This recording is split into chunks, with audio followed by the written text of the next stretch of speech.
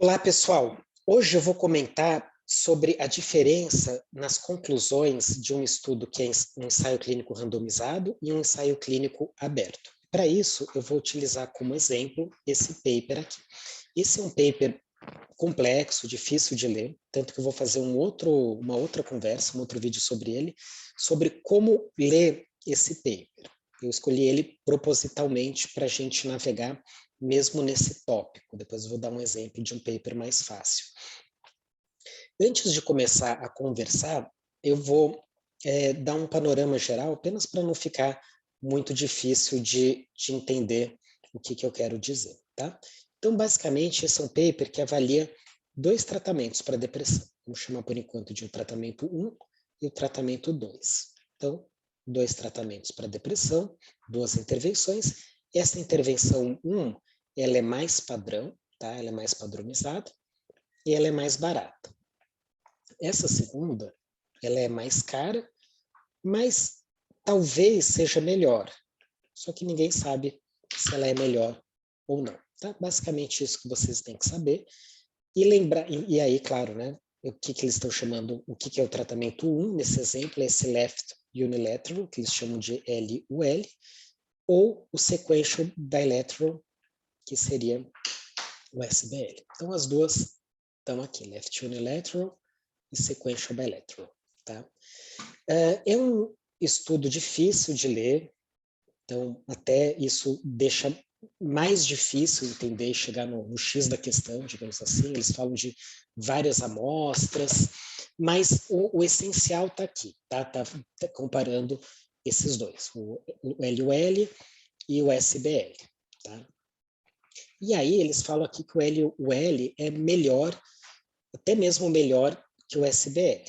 E veja, né? Então estava até estranho, porque se achava que o melhor seria o SBL, além de, né, o tratamento 2, e além de não ser melhor, parece que o 1 era melhor, além de tudo, ele é mais padronizado, mais fácil de fazer, mais barato, então meio fim do jogo aqui.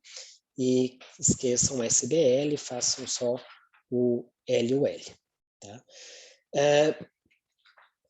Eles até admitem aqui, talvez aí um revisor pediu para fazer isso, mas até onde isso é válido, certo? E o que está acontecendo, basicamente? O que seria esse desenho naturalístico? Na verdade, é um estudo não randomizado, tá? E isso vai fazer toda a diferença, como a gente vai conversar agora. Qual que é a diferença entre um estudo randomizado e um estudo não randomizado? Basicamente, esse R de randomizado significa que os pacientes foram sorteados para fazer um tratamento ou o outro. E no aberto, né, também conhecido como estudo quase experimental, isso não acontece, tá? Os pacientes eles não são sorteados para fazer o tratamento 1 ou o tratamento 2, tá? Eles estão deixa eu só tirar isso aqui, eles não foram randomizados para fazer esse tipo de tratamento. Tá?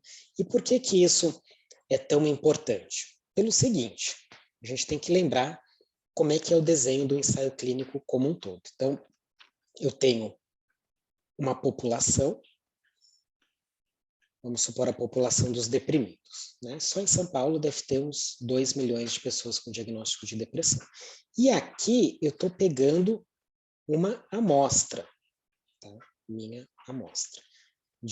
Se eu tenho 2 milhões aqui, e eu pego 200, que é um estudo até grande para depressão, eu vou ter menos, não vou calcular agora, mas é uma amostra muito pequena. Então, quem garante que se eu não pegar de novo e uma outra pessoa fazer esse mesmo estudo, vai pegar exatamente essas características? Tá? Isso é um problema de validade externa, que a gente chama e que é inerente aos ensaios clínicos. Mas aqui a gente está interessado na validade interna, se os resultados são robustos. Se eu randomizo as pessoas com base na minha amostra, eu tenho uma clareza total de que pessoas recebendo o tratamento I1 e o 2, no início do estudo, no baseline, que a gente chama, elas são iguais. Tá? Talvez elas não sejam iguais em tudo, mas como foi sorteado, elas devem ser iguais na maior parte das coisas. Tá? E por que que isso é importante? É importante porque vai ter variáveis que vão influenciar no tratamento e ou nos resultados. Tá? Isso a gente chama de variáveis que moderam ou confundem. Não tem uma denominação muito clara. Na verdade, quando a gente quer ser bonzinho com a variável, a gente fala que ela modera ou faz uma mediação. Quando a gente quer ser mais malvado, né? Depois eu vou entrar isso com detalhes, mas quando a gente quer excluir, a gente chama que é uma variável de confusão. O que seria isso? Vamos supor que eu tenho pacientes com depressão e eu faço um tratamento e aqui eu tenho resultados. Tá? Mas vamos supor também que esse paciente ele tenha uma doença clínica. Vamos supor que ele tenha doença cardiovascular, ou que tenha uma neoplasia, ou que tenha diabetes, alguma coisa assim. A resposta ao tratamento vai ser menor nessa população. Tá? Isso é um efeito até independente do tratamento. Essa variável vai ser uma variável de confusão. E por que que seria de confusão? Porque talvez não seja o tratamento que esteja causando uma baixa resposta, e sim, então talvez não seja o tratamento que esteja causando uma baixa resposta, e sim essa variável de confusão que está fazendo uma baixa resposta. E a outra coisa pode ser que tenha uma variável que interfira no tratamento em si. Talvez ela não tenha uma interferência na depressão, mas no tratamento em si. Então, vamos supor de novo aqui esse nosso desenho. Para simplificar, não vou entrar muito na estimulação magnética. Vamos supor que é um remédio, tá? Um fármaco. E esse fármaco, como todos, vai ter um metabolismo hepático, se for introduzido por via oral. Talvez tenha pessoas que têm citocromos que, certamente, né? Não talvez, existe uma variação genética na população que vai fazer com que elas sejam metabolizadoras rápidas ou não rápidas, né? E isso vai fazer com que haja o que a gente chama de interação, então, entre o tratamento e essa variável de confusão. A gente até poderia chamar nesse desenho assim, tá? Quando a gente vai fazer uma análise estatística, a gente desenha mais ou menos esse tipo de modelo. Então, se a gente não considera a variável de confusão, vai ter um efeito 1, e se a gente considera essa variável de confusão, vai ter um efeito 1'. Tá? Isso não vem muito ao caso, mas basicamente vai influenciar. Tá? O que significa isso?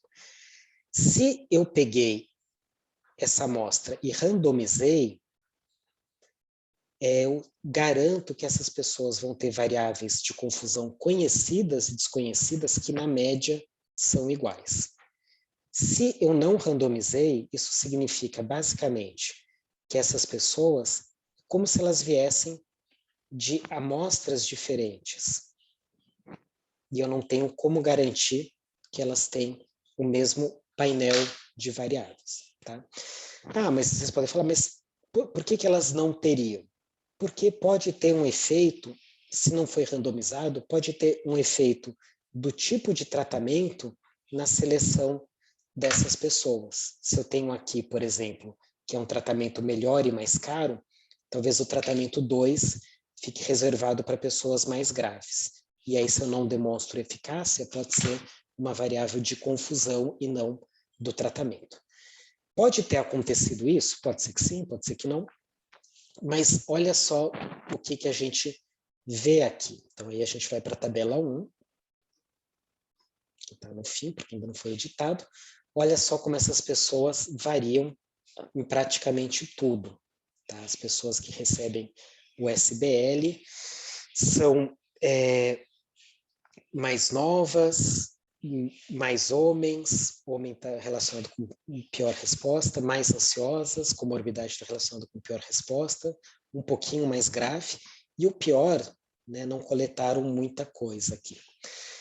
Existe uma maneira de corrigir isso estatisticamente? Tá, aqui tem um pouquinho mais, mas aqui é variável do tratamento.